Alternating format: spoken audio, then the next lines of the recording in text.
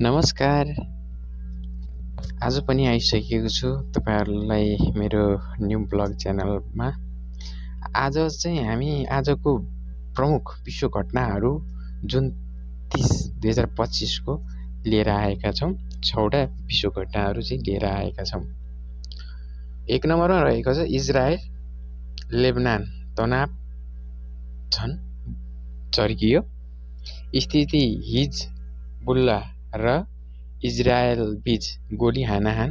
Lebanon सिमाना नजिक मानवीय संकट गहिरिँदै। प्रभाव हजारौं शरणार्थी घर छोडेर भाग्न बाध्य। 2 मा अमेरिका चुनावी बहस चर्कियो। विषय जो बाइडेन र डोनाल्ड ट्रम्प बीच टेलिभिजन बहस सम्पन्न भयो। मुख्य विषय अर्थतन्त्र अप्रवासन र युक्रेनमा अमेरिकी सहयोग। 3 चीनको आर्थिक घटबढ।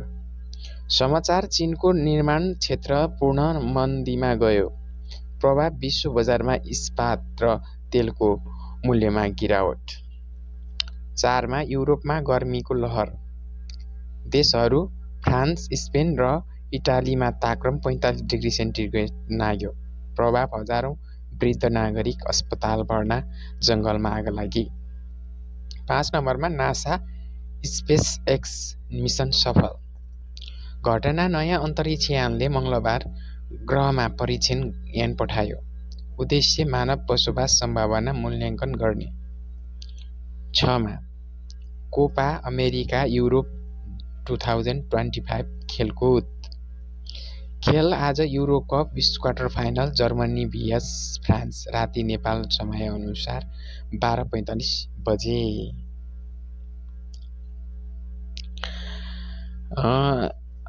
आजको लागि यति नै। 6 विषयमा समाचार बनाएको थिएँ र आजको लागि यति नै। अब अर्को फेरि भिडियोमा भेटौँला। हस्त नमस्ते।